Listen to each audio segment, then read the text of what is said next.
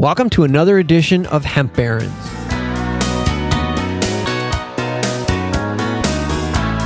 I'm Dan Humiston, and on today's show, we are going to log a lot of miles.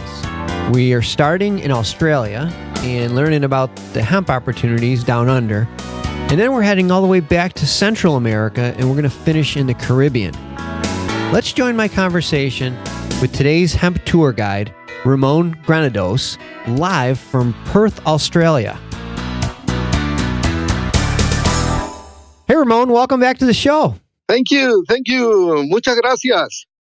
Well, you're the CEO of Hemp Engineering, which is based in Perth, Australia. So to start off, you have the distinction of being our furthest away guest, so congratulations on that.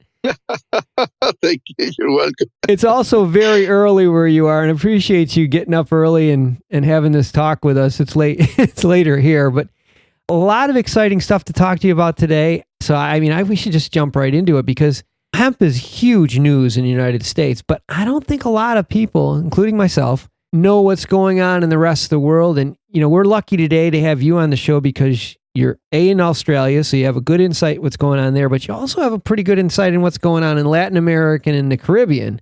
I thought maybe we'd start off and you can give us an update on all of the different countries and some of the things that you're doing. Why don't we start with Australia? Yeah, Australia is perhaps one of the most interesting regions on Earth where I believe will become a huge hub for the hemp industry. We are basically in the middle of Asia and America.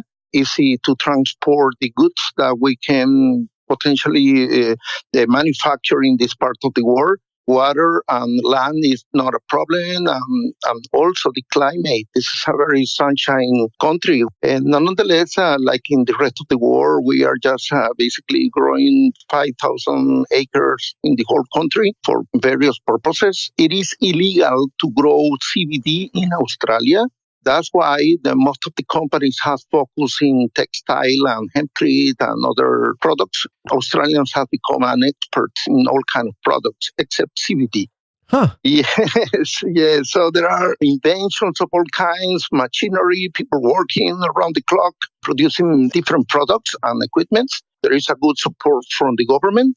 I foresee that this country is going to explode very soon in technology and good products. I agree. Like you said, geographically, it makes a lot of sense. And, it's not a bad thing that you haven't got sucked into the CBD wave because eventually that's going to run its course. And then the other really good opportunities with the plant, you're going to have to take advantage of those. And people in Australia will have an advantage because they, really focused on it. Only 5,000 acres isn't real a lot of production right now. So there's tons of potential there. Yes, absolutely. There will be an explosion on this, primarily because in Perth, where I live, we wake up at the same time as the 60% of the overall population.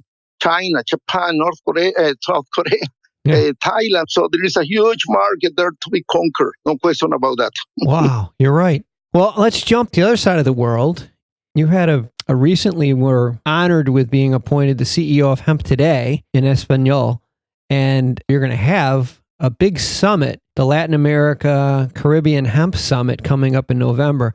Before we jump to that, we'll talk about that at the end of our talk, but let's take a few minutes just to talk about what's going on in Latin America, what's going on in the Caribbean with hemp. There is something that is significant in this in our Latino culture for one reason or another. Uruguay was the first country that declared legalized cannabis, including medicinal, recreational, and cañamo. That's the way we call it, cañamo, which is hemp. Yes. Okay. And nonetheless, like in the rest of the world, the technology, the products that are being developed are in a very early stage. There is not enough production. Governments are still with the dilemma of the stigma or how we're going to move forward.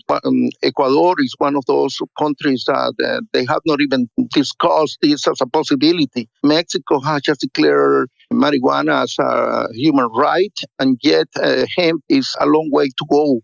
Colombia is doing an excellent work opening the doors for investors and helping the areas that were in a conflict for the narco war, and they're promoting hemp in this moment as an alternative to create a new economy. Uruguay, Chile, the same is going in the same direction. So Yeah, there is something happening. Uruguay is taking the lead, absolutely. That there is a long way to go, but we're trying to do the best we can. Yeah. And what about the Caribbean? The British influence islands are more open to the business than the rest of the countries in the area. Remember that Caribbean is like 4 different cultures in one region. Mm-hmm. And yes, the Spanish speaking countries are very reluctant, but the English countries are more open. That all kind of ties into this Latin America Caribbean Hemp Summit, November 8th and 9th. Where is that going to be held? Yeah, that's going to be in the Hyatt in Montevideo. We are expecting to have summit up to 100 people.